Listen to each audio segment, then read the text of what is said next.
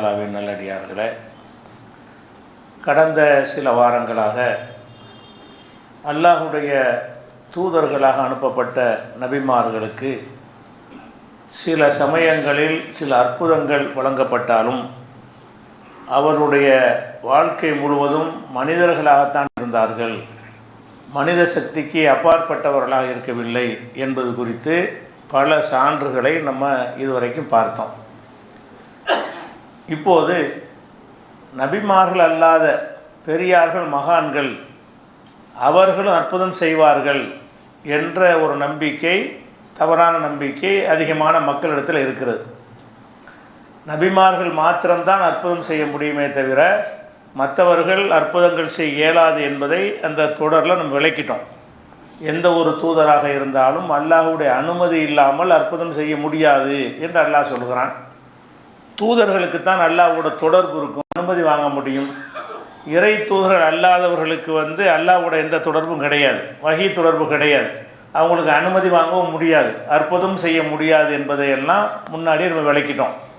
இருந்தாலும் அவுலியாக்கள், மகான்கள்னு சில பேர் இருக்கிறாங்க, அவங்க அற்புதம் செய்வாங்க என்று சொல்லக்கூடியவர்கள் சில ஆதாரங்களை காட்டுவார்கள், சில சம்பவங்களை எடுத்து காட்டுவார்கள். இதெல்லாம் அற்புதம் செய்வார்கள் என்பதற்கு சான்று என்று சொல்வார்கள். அதில் முக்கியமான ஒரு ஆதாரம் என்னவென்று சொன்னால், புகாரியில் 6502வது ஹதீஸ் ஒரு இடம்பெற்றிருக்கிறது. அந்த ஹதீஸை வைத்து பெரியார்கள், மகான்கள் எல்லாம் அற்புதம் செய்வார்கள் என்று வாதிடுவார்கள்.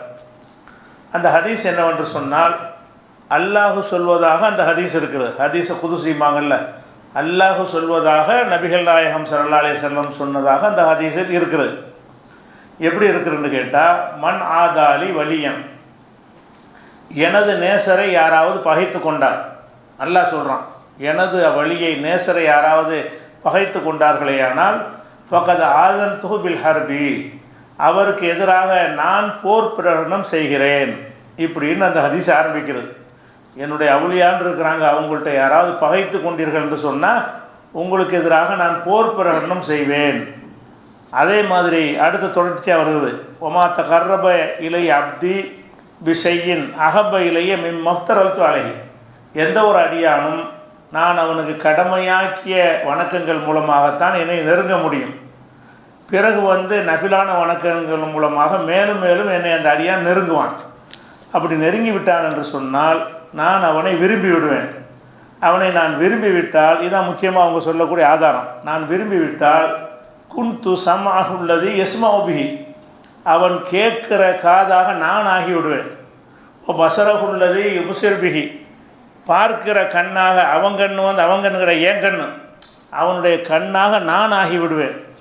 எதகுல்லத்தி எபுதுஷிபிகா, அவன் பிடிக்கிற கையாக நான் மாறிவிடுவேன்.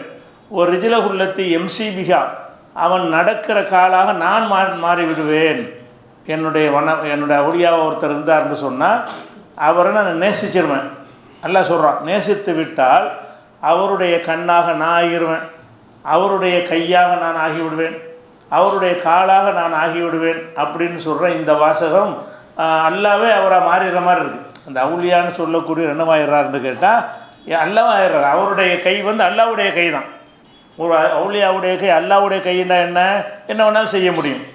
அவருடைய பார்வை அல்லாவுடைய பார்வைன்னா நம்ம பார்வை பார்க்க மாட்டார், அல்லாஹ் பார்க்குற மாதிரி பார்ப்பார். அவருடைய செவி அல்லாவுடைய செவியாயிரும் என்று சொன்னால் நம்ம கேட்குற மாதிரி அவர் கேட்க மாட்டார், அல்லாஹ் கேட்குற மாதிரி கேட்பார். அப்படிங்கிற கருத்து அந்த அப்படி இருக்குது. கருத்தெல்லாம் தெளிவாகவே அப்படி வாசகம் இருக்கிறது.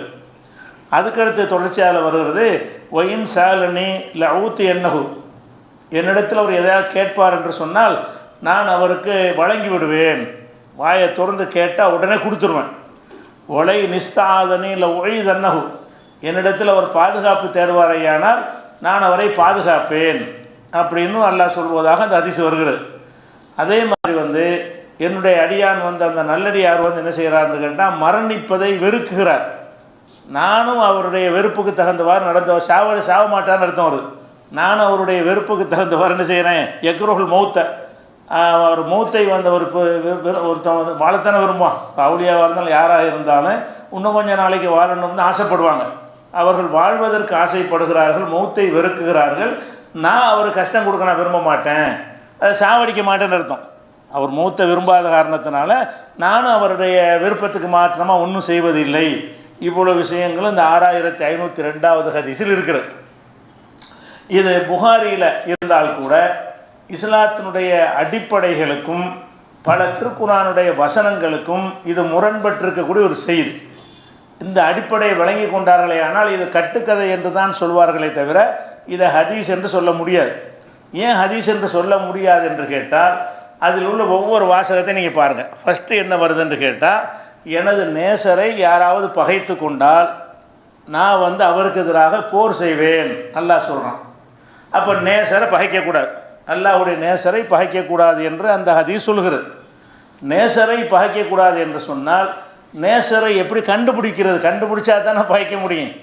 ஒருத்தர் இறை நேசர்னு நமக்கு தெரிஞ்சால் தான் ஓ இவர் நேசரு, இவரை நம்ம பகைக்கக்கூடாது, இவர் நேசர் இல்லை, இவரை நம்ம பகைக்கலாம் அப்படின்னு முடிவெடுப்பதாக இருந்தால் ஃபஸ்ட்டு நமக்கு என்ன நாலேஜ் இருக்குன்னு அல்லாஹ் சொல்லி தந்திருக்கணும். இவங்களெல்லாம் இறை நேசர்கள்னு சொல்லி தந்திருக்கணும். அப்படி சொல்லி தந்தால் தான் அம்மாடி அவர் நேசர், அவர்கிட்ட வம்பு வச்சுக்கிறக்கூடாது, அந்த நேசரை பகைக்கக்கூடாதுன்னு சொல்ல முடியும். அல்லாஹ் சொல்வதாக இங்கே சொல்லப்படுகிறது. அல்லாஹ் நேசரை அறிந்து கொள்ளக்கூடிய ஒரு வழிமுறை நம்ம கற்றுத்தரவே இல்லை. நேசர்களை இவர் தான் இறை நேசர்னு அறிந்து கொள்ளக்கூடிய ஒரு வழிமுறையை அல்லாஹ் கற்றுத்தரவே இல்லை. நேசரை பற்றி அல்லாஹ் என்ன மாதிரி நம்ம கற்றுத்தருகிறான் என்று சொன்னால், அல்லதீன ஆமனும் ஓ காணும் எத்தக்கும். இறை நேசர்கள் என்றால் யார்? அலா இன்ன அவுலியா அல்லாஹி லா ஹவுஃபுன் அலைஹிம் வலா ஹும் யஹ்சனூன். இறைவனுடைய நேசர்களுக்கு கவலையும் இல்லை பயமும் இல்லை என்று சொல்லிவிட்டு நேசர்கள்னா யாரு அப்படின்னு சொல்லும்போது அல்லாஹ் சொல்லுகிறான், அல்லதீன ஆமனும், அவங்க நம்பிக்கை கொண்டிருப்பார்கள், ஓ காணும் எத்தக்கும், இறையச்சம் உள்ளவர்களாக இருப்பார்கள். அவங்கள்ட்ட ஈமானும் இருக்கும், தக்வாவும் இருக்கும், இறை நம்பிக்கையும் இருக்கும், இறை அச்சமும் இருக்கும் அப்படின்னு 10வது சூறாவில் 63வது வசனத்தில் சொல்கிறான். அப்போ ஒருத்தர்கிட்ட தக்குவா இருக்குது என்பது வெளியே தெரிகிற அடையாளமா? ஒரு அவுலியாவுக்கு அடையாளம் சொல்வதாக இருந்தால் அவருடைய கண் இந்த மாதிரி இருக்கு, மூக்கு இந்த மாதிரி இருக்குன்னு இப்படி சொன்னால் வெளியே பார்த்து நம்ம கண்டுபிடிச்சி போடலாம். இது என்ன மாதிரி அடையாளமாக இருக்கிறது? உள்ளத்தில் உள்ள அடையாளமாக இருக்கிறது. இறை நேசர்கண்டா யாருன்னு கேட்டால் அவங்க உள்ளத்தில் தக்குவா இருக்கும். உள்ளத்தில் உள்ளதை யாருக்கும் அறிய முடியுமா? ஒரு மனிதனுடைய உள்ளத்தில் உள்ளதை இன்னொரு மனிதன் அறிய முடியாது. தாயுடைய உள்ளத்தில் உள்ளது மகன் கூட அறிய முடியாது. மகன் என்ன நினைக்கிறான்னு தாய்க்கு கண்டுபிடிக்க முடியாது.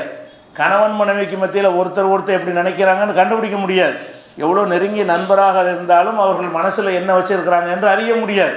அப்படி இருக்கக்கூடிய நேரத்தில் ஒரு அல்லாவை ஒருத்தர் நேசிக்கிறார், அல்லாவுடைய அச்சம் ஒரு உள்ளத்தில் இருக்குது என்று அறிந்து கொள்வதாக இருந்தால் அந்த வழியை அல்லாஹ் நம்ம காட்டி தந்திருந்தால் தான் ஆஹா இவரெல்லாம் அவுலியா, இவற்றை நம்ம வம்பு வச்சுக்கிற கூடாதுன்னு முடிவெடுக்க முடியும். ஆனால் யார் என் நேசரை பகைத்து கொள்கிறாரோ அவருக்கு எதிராக யுத்தம் செய்வேன் என்று இந்த ஹதீஸ் சொல்கிறது. ஆனால் நேசர் யாருன்னு நமக்கு சொல்லித்தரப்படவே இல்லை. சொல்லித்தரா ஒன்று எப்படி எல்லாம் கண்டிப்பான் சொல்லித்தரவே இல்லையே. யார் அவுலியான்னு கண்டுபிடிக்கிறதுக்கு வழி இல்லையே. இன்னும் சொல்லப்போனால் உஸ்மான் இப்னு மலூன் என்ற இதெல்லாம் முந்தைய உங்களுக்கு சொன்ன சம்பவங்கள் தான் துணுக்காக உங்களுக்கு எடுத்து காட்டுறேன். உஸ்மான் இப்னு மலூன் என்ற ஆரம்ப காலத்து சஹாபி, துவக்கத்தில் இஸ்லாத்தில் ஏற்ற ஒரு சஹாபி, ஹிஜ்ரத் பண்ணி வந்த ஒரு சஹாபி, மதீனாவில் அவர் இறந்துட்டார்.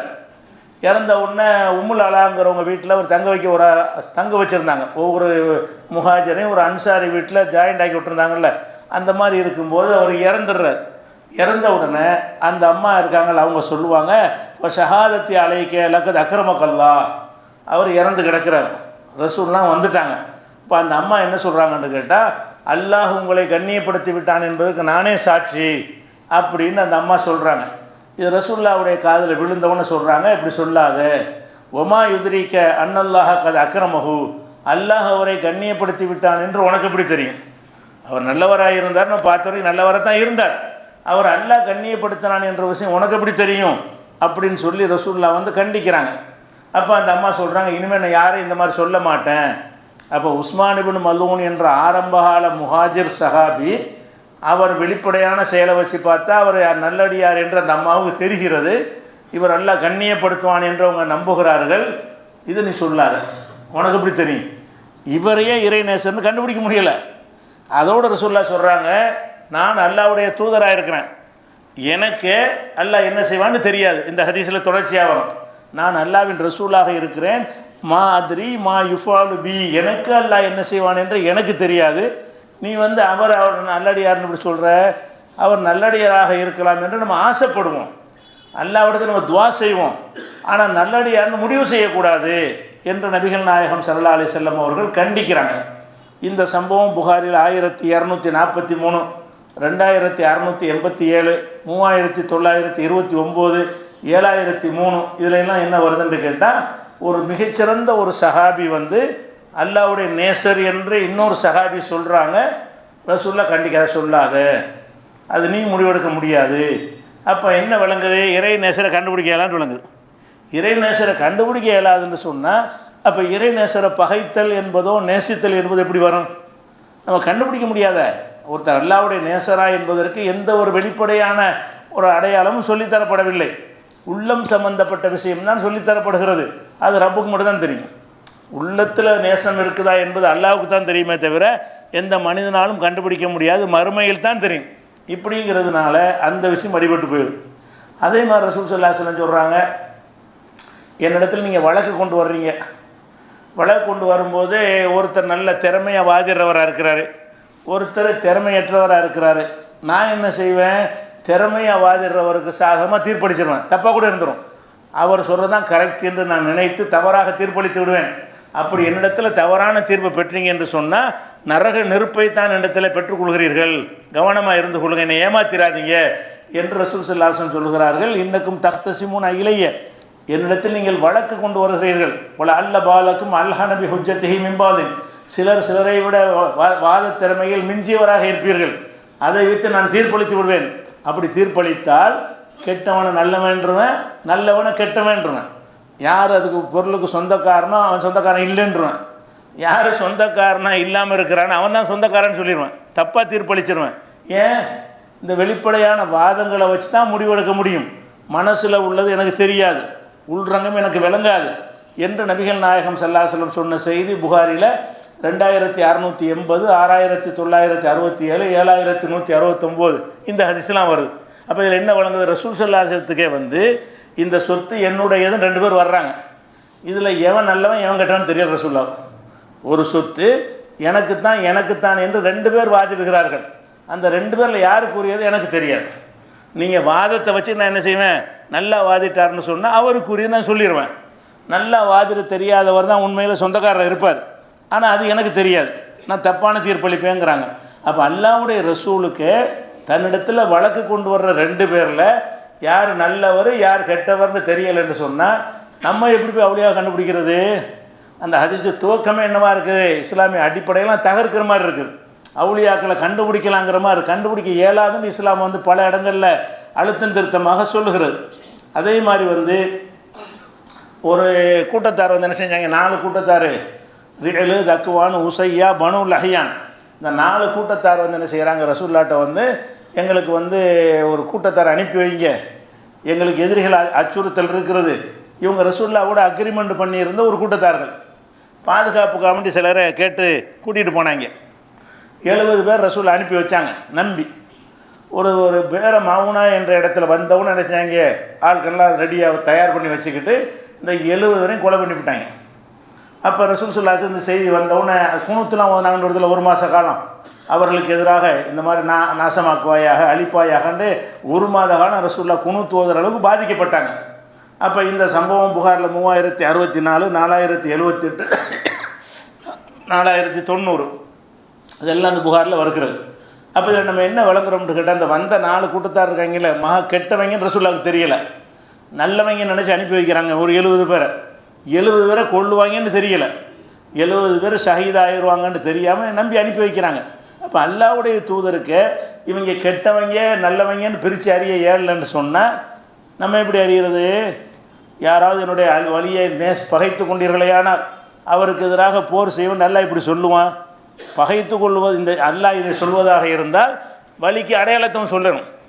வழி இறை நேசருக்கு இந்த மாதிரி உள்ளவங்க இறை நேசரு, இந்த அடையாளத்தை பார்த்து நீங்கள் அவங்கள்ட்ட ஒழுங்காக நடந்துக்கிறங்க. அப்படி இல்லைன்னா நான் உங்களுக்கு எதிராக நான் போர் செய்வேன்னு அல்லாஹ் சொல்கிறதா இருந்தால் அவுலியாக்களுக்கு அடையாளத்தை சொல்லணும். அடையாளம் என்னன்னு கேட்டால் தக்குவா தான் அடையாளம். அல்லாஹ் அடையாளம் சொல்லலாம். என்ன அடையாளம்? உனக்கெல்லாம் கண்டுபிடிக்க இயலாத ஒரு அடையாளம் தான்.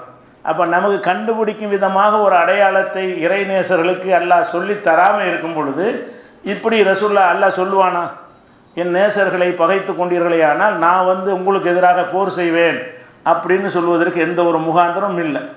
அதே மாதிரி என்ன செய்கிறாங்கன்னு கேட்டால், உக்கல்ங்கிற ஒரு சமுதாயத்தை சேர்ந்த ஒரு 8 பேர் என்ன செய்கிறாங்க, வர்றாங்க மதீனாவுக்கு.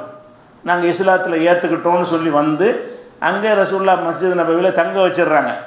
தங்க வச்சு அங்கே உள்ள ஜக்காத்துடைய ஒட்டகங்கள் இருக்கும்ல, அதில் பாலை கறந்து நீங்கள் குடிச்சிக்கிறங்க, இங்கே தங்கிக்கிறங்க என்று ரசூல்லா சொல்கிறாங்க. அவங்க நடிக்கிறதுக்கு வந்திருக்கிறாங்க, ரசூல்லாவுக்கு தெரியலை.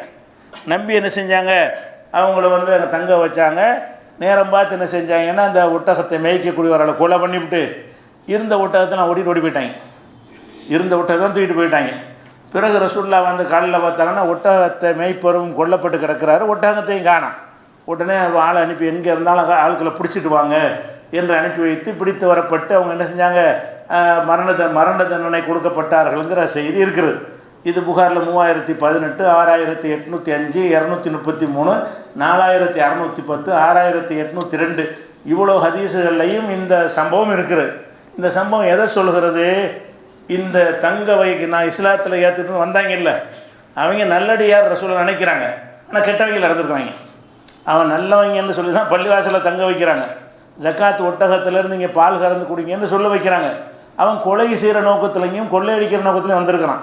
அந்த ஒட்டகத்துடைய மேய்ப்பரை கொலை செய்ய வேண்டும், இருக்கிற ஒட்டகத்தைலாம் ஓட்டிக்கிட்டு போய் ஒன்று திருடர்களாக வந்திருக்கிறாங்க. திருடனை கண்டுபிடிக்க வேண்டிச்சா, அல்லாஹ்வுடைய ரசூலுக்கு திருடர்களை கண்டுபிடிக்க இல்லை. இவங்க என்ன செய்ய, இந்த ஹதீஸ் என்ன சொல்லுது, அவுலியாக்களை நீங்கள் பகைத்து கொண்டால் நான் வந்து உங்களுக்கு எதிராக யுத்தம் செய்ய வேண்டாம். யார் இப்போ அவுலியான்னு இப்படி அல்லாஹ் கேட்டால் நம்ம மறுமையில் நம்ம கேட்கணுமே, யாரெல்லாம் அவுலியான்னு எனக்கு எப்படி தெரியும், நீ சொல்லி தரலையே. இன்னென்ன மாதிரி இருக்கிற ஆளுக்கு அவுலியான்னு தெரிஞ்சால் தானே அவரை பகைக்கிறதுங்கிற பேச்சு வரேன். இது இந்த மனிதர்களை வணங்க வேண்டும் என்பதற்காக வேண்டி, பெரியார்கள் மகான்கள்ங்கிறத ஒரு முக்கியத்துவத்தை உண்டாக்குவதற்காக வேண்டி இது புனைந்து நபியின் பெயரால் புனையப்பட்ட ஒரு செய்தி தானே தவிர, இந்த அவுலியா வணக்கம்லாம் செய்கிறாங்கல்ல அவங்களுக்காக வேண்டி புனைந்த செய்தியாக இருக்குமே தவிர இது வந்து ஆத்தன்டிக்கான செய்தியாக இருக்கவே முடியாது. ஏன்னாட்டா இவ்வளவுக்கு மாற்றமாக இருக்குது. நான் சொல்கிற இவ்வளவு சம்பவத்துக்கு மாற்றமாக இருக்கிறது. இன்னும் சொல்ல போனால் மறுமை நாளில் ஹவுலுல் கௌசர் தடாகத்தில் மகசரில் உச்சி வெயில் இருக்கும், மண்டையெல்லாம் காயிற மாதிரி இருக்கும். அந்த நேரத்தில் அந்த ஹவுலுல் கௌசர் தண்ணியை குடித்தாங்கன்னு சொன்னால் அந்த விசாரணை முடிகிற வரைக்கும் தாகம் இருக்காது. அந்த மாதிரியான ஹவுலுல் கௌசருங்கிற ஒரு தடாகம் இருக்கும். அதனுடைய பொறுப்பாளராக நபிகள் நாயகம் ஸல்லல்லாஹு அலைஹி வஸல்லம் அவர்களை அதில் நியமித்திருப்பான். அப்போ என்ன செய்வாங்கன்னா, தண்ணியை நோக்கி ஒருத்தராக வருவாங்க. ஆனால் யார் அனுமதிப்பாங்கன்னு கேட்டால் நல்லவர்களை தான் அனுமதிப்பாங்க, கெட்டவங்களுக்கு அனுமதி கிடையாது. அப்படி இந்த தண்ணீரை நோக்கி வரும் பொழுது சில சஹாபாக்களும் வருவாங்க, எங்கே அந்த தண்ணீர் அருந்துவதற்காக. ஆனால் மலக்குமார்களும் நில்லு, உனக்கு அனுமதியில் தடுத்துருவாங்க. வர்றது சஹாபாக்கள். மலக்குமார்கள் பார்த்துட்டு என்ன செய்வாங்கன்னா தடுப்பாங்க, ஏய் வராதே, உனக்கு அனுமதி இல்லைன்றுவாங்க. அப்போ ரசூல் ஸல்லல்லாஹு அலைஹி வஸல்லம் அங்கேருந்து பார்ப்பாங்க, சஹாபாக்கள் நம்ம தோழர்களாச்சா, இவங்கள போய் தடுக்கிறாங்களே. ஏன்னா ரசூலுல்லாஹ்வுக்கு தெரியுமில்ல, வாழ்ந்த காலத்தில் அவங்க பார்த்தவர்கள், அவங்களோட உடன் இருந்தவர்கள், அவர்களோட ஒன்று மண்ணா பழகினவர்கள், அப்படியா இருந்தவர்கள்னு தெரிந்து கொண்டு என்ன செய்வாங்கன்னா ரசூலுல்லாஹ் சொல்லுவாங்க, அஸ்ஹாபி அவங்களாம் என்னுடைய தோழர்கள் விடுங்கம்பாங்க. மலக்குமார்கள் வந்து தடுக்கிறாங்க. ரசூலுல்லாஹ் என்ன செய்கிறாங்க, என் தோழர்கள்னு ரெக்கமெண்ட் பண்ணுறாங்க. அப்போ அல்லாஹ் என்ன செய்வான்னு கேட்டால், யா முஹம்மத் லா தத்ரி மா அஹதசு பாதக், முகமதே உனக்கு பிறகு இவர்கள் என்னென்னலாம் செஞ்சாங்கன்னு உனக்கு தெரியாது. நீ இருக்கும்போது உன்ட்ட சஹாபியாக இருந்திருக்கிறாங்க, உனது மரணத்திற்கு பிறகு அவங்க என்னென்னலாம் புதுசாக உண்டாக்கணும் உனக்கு தெரியுமா? நீ இருக்கிற வரைக்கும் தான் அவங்களுடைய செயல்கள் நீ அறிந்திருப்பாய். உன்னுடைய மரணத்திற்கு பிறகு அவங்க என்னென்ன செஞ்சாங்கன்னு உனக்கு தெரியாது அப்படின்னு சொல்லி அல்லாஹ் என்ன செய்வான், சொல்லி தடுத்துருவான். புதுசாக உண்டாக்குனாங்கன்னு. அப்போ புதிதாக சில காரியங்களை எல்லா சஹாபியும் இல்லை, சில சஹாபாக்கள் உண்டாக்கி ஜக்காத்தை கொடுக்க மாட்டேன்னு மறுத்தாங்களே இல்லையா. ரசூலுல்லாஹ் மௌத்தான பிறகு அபூபக்கர் ஆட்சியில் ஜக்காத்து தரமாட்டோம்னு சொன்னாங்க ஒரு சாரார். இப்படி எல்லாம் தடம் புரண்டு போனவர்கள் கொஞ்சம் பேர் இருந்தாங்க. ஆனால் ரசூலுல்லாஹ்வுக்கு தெரியாது, அவங்க சஹாபி நினச்சிருப்பாங்க. ரசூலுல்லாஹ் நினைஞ்சிருப்பாங்க நல்ல மக்கள், நம்ம பழகுன மக்களாச்சு, வாங்கன்னு சொல்லி தடுக்கப்படுது. அப்போ என்ன செய்கிற, இதில் அல்லாஹ் என்ன சொல்லி காட்டுறான்னு கேட்டால், நீங்கள் யாரை சஹாபின்னு நினைக்கிறீங்களோ அவங்க சஹாபியாக இருக்க மாட்டாங்க மறுமையில், உங்களுக்கு தெரியாது, ரசூலுல்லாஹ்வுக்கு தெரியாதுங்கிறான் அல்லாஹ். ரசூல் ஸல்லல்லாஹு அலைஹி வஸல்லம் தோழர்கள் நினைத்து ரெக்கமெண்ட் பண்ணுறாங்க. அல்லாஹ் என்ன செய்கிறான், உன் தோழர்கள் கிடையாது, நீ இருக்கிற வரைக்கும் தோழர்களாக இருந்தாங்க, நீ போன பிறகு அவங்களாம் தடம் மாறி போன ஆளுக்க என்று சொல்லக்கூடிய செய்தி வந்து புகாரியில் 3349, 3447, 6526, 4740, 4626, 4625 இவ்வளவு இடங்கள்லையும் இந்த சம்பவம் புகாரில் நீங்கள் பார்க்கலாம். இதெல்லாம் எதை காட்டுது? எந்த ஒரு நல்லடியாரை நம்ம கண்டுபிடிக்க இயலாதுன்னு காட்டுது. நல்லடியார் அவுளியான்னு இருக்காங்கள, அவுளியாக்கள் இருப்பாங்க, நேசர்கள் இருப்பாங்க. இந்த இருக்கிற சபையில் கூட எத்தனை நேசர்கள் இருக்கலாம், அல்ல விரும்பக்கூடிய நேசர்கள் இருக்கும், நமக்கு தெரியாது.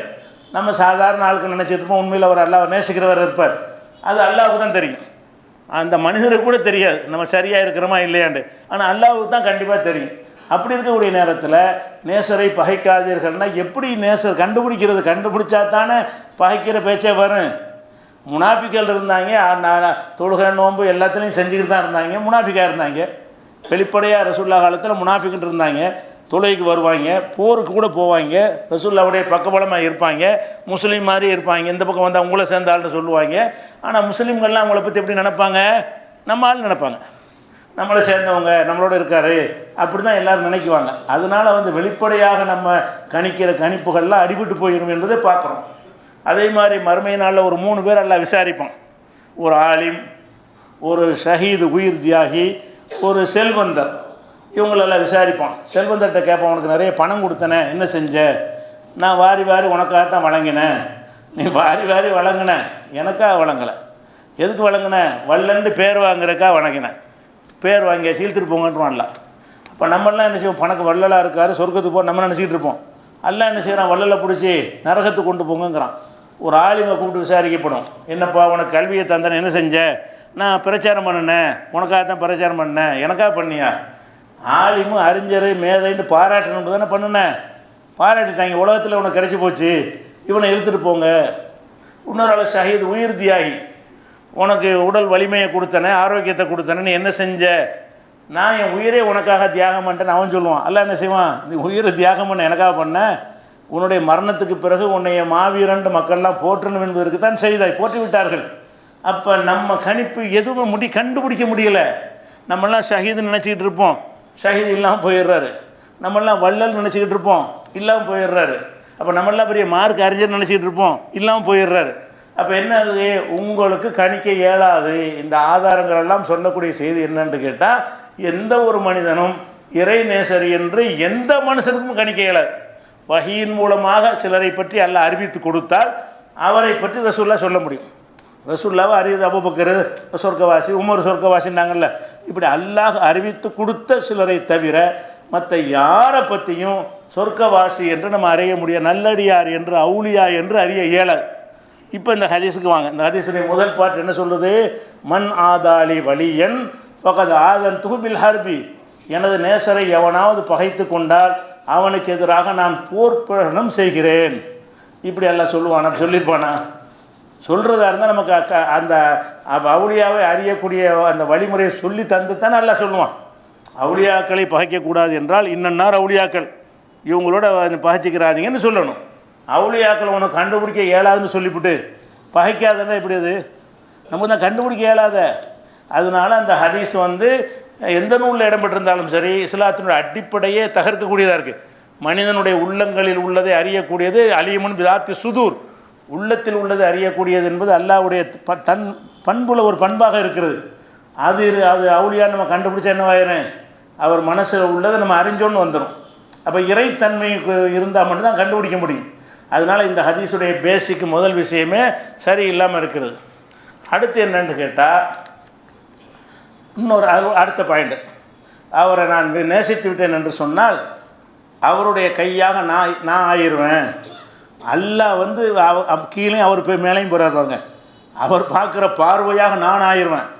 அல்லாஹ் அவருக்கு உதவி செய்யக்கூடிய ஒரு துணையாக அல்லாஹ் நிற்கிறான் பாருங்கள். எல்லாம் என்ன செய்வானா?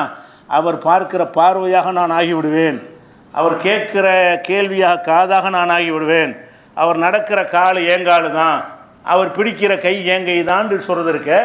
இப்படி அல்லாஹ் பற்றி சொல்லலாமா? அல்லாஹ் எப்படி நானாக நீங்களாக இப்படி ஆகுமா? படைப்பினமை இப்படி ஆகுமா? அல்லாஹ் சொல்லி காட்டுறான், லைஸக மிஸ்லிஹி ஷைஉன், அவனை போன்று எதுவும் கிடையாது. குர்ஆனில் அல்லாஹ் வந்து அவனை பற்றி நமக்கு சொல்லி தருகிறான். எப்படி? லைஸக மிஸ்லிஹி ஷைஉன், அவனை போன்று எதுவுமே கிடையாது. 42வது சூறாவில் 11வது வசனத்தில் இருக்கிறது. 16வது அத்தியாயத்தில் 17வது வசனத்தில் அல்லாஹ் சொல்கிறான், அஃபமன் யஹ்லுக்கு கமல்லா யஹ்லுக்கு, படைப்பவன் படைக்காதவனை போன்றவனா? நான் படைக்கிறவன், அவர் படைக்காதவர், நாங்கள் ரெண்டு ஒன்றாண்டு அல்லாஹ் கேட்குறான். படைப்புகளுக்கு நீங்கள் படைப்புத்தன்மையை கொடுத்தீங்கன்னு சொன்னால் என்ன கொடுக்குறீங்க? படைக்கப்பட்ட ஒரு மனுஷன் வந்து அல்லாஹ்வுடைய பார்வையை போல பார்க்குறான், அல்லாஹ்வுடைய கேள்வியை போல கேட்குறான், அல்லாஹ்வுடைய கையை போல பிடிக்கிறான், அல்லாஹ்வுடைய காலை போல நடக்கிறான் என்று ஒரு மனிதனை பற்றி நினைத்தீர்களேயானால் அதுக்கு தான் அந்த கேள்வியை கேட்குறான். அஃபமன் யஹ்லுக்கு, படைக்கிறவன் கமல்லா யஹ்லுக்கு, படைக்காதவனை போலவா? அஃபலா ததக்கரும், சிந்திக்க மாட்டீர்களா? நல்லா கேட்குறான். அப்போ படைப்பவனுக்கு நிகராக படைப்பினங்கள் சொல்லப்படும் என்று சொன்னால் அது எந்த ஹதீஸில் வந்தாலும் அது பொய்யது. அல்லாவை போல ஒரு மனிதன் இருக்கிறான் என்று வந்தால் இப்படி பொய்ய. அதான் தௌஹீத், அதான் இஸ்லாமே. அதானே இஸ்லாமே வந்து அல்லாஹ் வேறு அடியான் வேறு, அதை சொல்வதற்கு வந்த மார்க்கம் தான் இஸ்லாம்ங்கிறது. அதனால பெரிய நபிமார்களையெல்லாம் துன்பத்திற்கு அல்லாஹ் உள்ளாக்குறான், நான் தான் எல்லான்னு காட்டுறதுக்காக வேண்டி. அப்போ இதையும் நம்ம பார்க்குறோம். அதே மாதிரி நம்ம எல்லாரும் அறிந்து வைத்திருக்கக்கூடிய சூரத்துல் இஹ்லாஸ், குல் ஹுவல்லா சூரா இருக்குது பாருங்கள். அதில் என்ன இருக்குது? ஒலம் யகுல் ஹு குஃபுவன் அஹத், அவனுக்கு நிகராக யாரும் இல்லை. இந்த ஹதீஸ் என்ன சொல்லுது? அவனுக்கு நிகராக அவுலியா இருக்கிறாங்கன்னு இருக்குது. அவனுக்கு நிகராக யாரும் இல்லைன்னு அல்லாஹ் சொல்லி காட்டுகிறான். அவுலியா அவனுக்கு நிகராக இருக்கிறாங்க. அவன் கை மாதிரி அவங்க கை, அவன் கால் மாதிரி அவங்க கால், அவனுடைய பார்வை மாதிரி அவங்களுடைய பார்வை, அவனுடைய கேள்வி மாதிரி அவங்களுடைய கேள்வின்னு சொன்னால் அதான் அவனுக்கு நிகராக உள்ளது. அதுதான் அல்ல இல்லைங்கிறான். குலம் யகுல்லஹு குஃபுவன் அஹத், அவனுக்கு நிகராக யாருமே இல்லை என்றெல்லாம் என்ன செய்கிறான்? சொல்லி காட்டுகிறான்.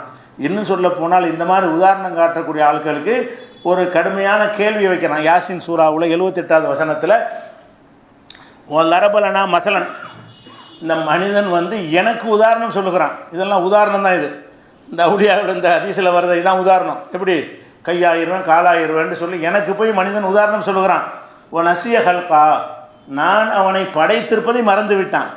அடே, நான் உன்னை படைச்சிருக்கிறேன், என்னோட அவனை போட்டு அடியான போட்டு ஒப்பிட்டு காட்டுறியாடா? நல்லா கேட்குறான். அப்போ அல்லாஹ்வுக்கு நிகராக வந்து இந்த மாதிரி உதாரணங்கள் சொல்லவே கூடாது. ஃபுல்லா தல்ரிபுல் இல்லாஹி லம்சால், அல்லாஹ்வுக்கு எந்த உதாரணமும் காட்டாதீர்கள்னு அல்லாஹ் சொல்லி காட்டுகிறான். இவ்வளவுக்கு மாத்தமாக இதில் என்ன வருது? அவுலியான்னு சொல்லக்கூடியவர் அல்லாஹ்வுடைய கையாயிருவாராம். அல்லாஹ்வுடைய கைன்னா என்ன அர்த்தம்? என்ன ஒன்றாலும் செய்வார்னு அர்த்தம். அப்போ அல்லாஹ்வுடைய கை அல்லாஹ்வுடைய காலா போனால் செத்தார். அப்போ அல்லாஹ் செத்துட்டான். அப்போ அல்லாஹ்வுடைய கையாக இருந்தார்ல, அல்லாஹ்வுடைய காலாத்தான் அவுலியா இருந்தார், அல்லாஹ்வுடைய பார்வையாக தானே இருந்தார், இன்னை வரைக்கும் இருந்துக்கிட்டு இருக்கணுமே. அல்லாஹ்வுடைய முக்கியமான சிவத்து என்ன? ஹய்யுல் கையும், என்றென்றும் நித்திய ஜீவன், நிரந்தரமாக இருப்பவன், சாகாதவன், அதான் அல்லாங்கிறவன். நீ யாரையெல்லாம் அவுலியாங்கிற? இல்லை, செத்து போயிட்டாங்களே. அப்போ செத்து போனாங்கன்னா அல்லாஹ்வுடைய கை செத்துருமா? அல்லாஹ்வுடைய கால் செத்துருமா? அல்லாஹ்வுடைய பார்வை செத்துருமா? அல்லாஹ்வுடைய செவி செத்துருமா? அதான் இந்த ஹதீஸ் இப்படி வருது. அப்போ அல்லாஹ் எப்படி ஒரு மனிதனுடைய கையா காலா வருவான்? இது கட்டுக்கதை. இந்த கட்டுக்கதை ஒரு ஹதீஸில் வருது, ஏதோ ஒரு அறிவிப்பாளர் வழியாக சொல்லப்படுகிறது. ஆனால் இவ்வளோ ஹதீஸுகளில் இவ்வளோ அறிவிப்பாளர் வழியாக சொல்லப்படுற ஹதீஸுகளுக்கும் குர்ஆனுடைய போதனைக்கு மாற்றமாக இருக்கும் பொழுது அந்த ஹதீஸ் வந்து ஏற்கத்தக்க ஹதீஸாக இல்லை என்று விளங்கி கொள்ள வேண்டும். அடுத்து என்னென்னு கேட்டால், அவர் கேட்டதெல்லாம் கொடுப்பேன் அடுத்த ஒரு பாட்டு. அது எத்தனை இஸ்லாமிய அடிப்படையை தகர்க்குது என்கிற விஷயங்களை இன்ஷா அல்லாஹ் என்ன செய்வோம்? அடுத்தடுத்த வாரங்களில் பார்க்கலாம். அஸ்ஸலாமு அலைக்கும்.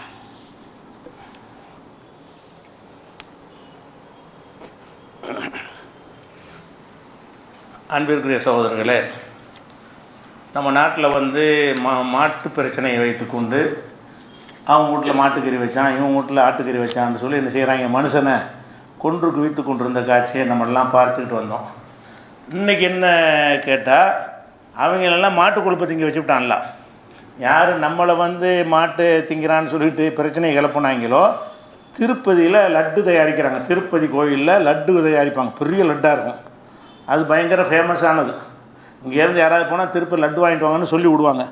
அவ்வளோவுக்கு ஃபேமஸ். அது பிரசாதமாக அதான் கொடுப்பாங்க. இந்த கோயில்களில் பிரசாதம் கொடுப்பாங்கல்ல, திருப்பதிக்கு போனாங்கன்னு சொன்னால் அங்கே லட்டு தான் கொடுப்பாங்க. அந்த லட்டில் வந்து என்னென்னா ஒரு புகார் வந்து, அந்த லட்டில் வந்து நெய் சேர்க்கணும்ல, லட்டுக்கு ருசியாக இருப்பதற்கு நெய் சேர்ப்பாங்க. நெய்க்கு பதிலாக மாட்டு கொழுப்பு சேர்த்துருக்காங்க, நெய்க்கு பதிலாக மீன் எண்ணெயை சேர்த்துருக்குறாங்க. இதெல்லாம் அந்த சாம்பிள் எடுத்து போய் டெஸ்ட் பண்ணி பார்த்தோம்னு சொன்னால் அது வந்து மாட்டு கொழுப்பு அதில் இருக்கிறது, மீன் எண்ணெய் அதில் இருக்கிறது என்று கண்டுபிடிச்சிட்டாங்க. இப்போ என்ன செய்கிறாங்க? அடுத்தவனை மாடு தின்றான்னு சொல்லிவிட்டு நம்மளை திங்க வச்சு விட்டாங்களே. நீ அடுத்தவனை மாடு திங்கிறான்னு இடத்த நீ திண்டு அம்புட்டு லட்லையும் அதானே இருக்குது.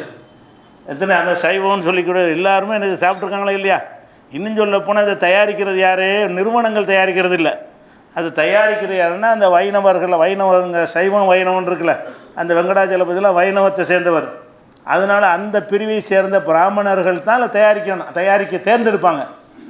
அதுக்குன்னு ஒரு சுத்தம் பத்தமாக இருக்கிற ஆளுக்கு ஆகமங்களை படித்தவர்கள் பேணக்கூடியவர்கள் தான் தயாரிப்பாளர்கள். அந்த தயாரிப்பாளர்கள் தான் மாட்டு கொழுப்பில் செஞ்சுருக்கிறாங்க. யார் தயாரித்தது? ஏதோ ஒரு கம்பெனிக்காரன் தயாரித்தது கிடையாது. அப்போ இவங்கள்ட்ட அந்த மத பக்தி எல்லாம் மதத்தின் மீது அவங்களுக்கு பக்தி கிடையாது. இது ஒரு வியாபாரம். நீங்கள் அவங்கள நம்பி தானே எவ்வளோ செஞ்சீங்க. அவன் சொல்கிறத கேட்டுக்கிட்டு தான் நினைஞ்சிங்க. அவன் வீட்டில் ஃப்ரிட்ஜில் மாட்டுக்கறி இருக்குது, இவன் வீட்டில் மாட்டை கெடுத்துட்டு போகிறான், இப்படி தானே சொல்லி மனிதனை கொண்டுகிட்டு இருந்தீங்க. இப்போ என்ன செய்கிறான் இறைவன்? யாரை நம்பி நீங்கள் இருந்தீங்களோ அவங்க யார்? அவங்க வியாபாரிகள். அவங்க தங்களுடைய லாபத்துக்கான நெய்யில் செஞ்சோம்னா செலவு ஜாஸ்தியாகும். அதுக்கு மேலே மாட்டுக்கொழுவு போட்டால் செலவு கம்மியாக போயிடும், லட்டில் நிறைய லாபம் கிடைக்கும். அப்போ லட்டு தயாரிப்பதற்கு அதிக லாபம் சம்பாதிப்பதற்காக வேண்டி அந்த மிருக இன்னொரு சாம்பிளில் பன்றி கொழுப்பு கலந்தான் வருகிறது. அப்போ அந்த மாதிரியான சாம்பிளில் அது மட்டும் ஸ்டவுட்டில் வச்சுட்டு இருக்காங்க, பன்றியாக இருக்க வாய்ப்பு இருக்குங்கிறாங்க. அப்போ இந்த மாதிரியாக அந்த நெய்க்கு பதிலாக மீன் எண்ணெய் மாட்டு கொழுப்பை எல்லாம் போட்டு தயாரிச்சிருக்கிறாங்க என்று பெரிய சர்ச்சை ஆந்திரா முழுவதும் பயங்கரமான ஒரு போர்க்களமாக போய்கிட்டு இருக்குது. அந்த காட்சியை பார்க்குறோம். அதனால நீங்கள் மாடு இதெல்லாம் பேசுவதெல்லாம் அங்கே மதத்துக்காக கிடையாது. நீங்கள் நினைக்கிறீங்க உங்கள் மதத்தை பாதுகாக்கிறதுக்கு செய்கிறாங்கன்னு. உங்களை மாடு வச்சுருக்கான உங்களை அடிப்பாங்க. அப்புறமா அந்த மாட்டை வெளிநாட்டுக்கு ஏற்றுமதி அவங்க தான் செய்வாங்க. உலகத்திலே அதிகமாக மாட்டு இறைச்சி ஏற்றுமதி இந்தியா தான். மாட்டுக்கறி திங்காதுன்னு ஒரு பக்கம் சொல்கிறாங்க. அதிகமாக மாட்டு இறைச்சி ஏற்றுவது யார்? இந்த மாட்டுக்காக போராடக்கூடிய இந்த கும்பல் தான் இஸ்லாமிய பெயர்களை வைத்துக்கொண்டு அரபு நாடுகளுக்கு மாட்டு இறைச்சி ஏற்றுமதி பண்ணுறாங்க. இது எல்லாமே பொய்ங்கிறத அந்த இந்து மக்கள் விளங்கணும். இந்துக்களாக இருக்கிறவங்க நம்மளை வச்சு ஏமாத்துறாங்க, மதத்தை சொல்லி தூண்டி விட்டு நம்மளை ஏமாத்துறாங்க. நம்ம எதை வெறுக்க வச்சாங்களே அதை திங்க வச்சு விட்டாங்களே. இப்போ அவங்க சிந்திச்சு பார்க்கணும். எதை வெறுக்கத்தக்கது ஆக்கினார்களோ அந்த மாட்டு இறைச்சியை நம்மளே திங்க வைத்து விட்டார்கள்ங்கிற அளவில் நிலைமை இருக்கிறது. இது ஒரு தகவலுக்காக. அஸ்ஸலாமு அலைக்கும்.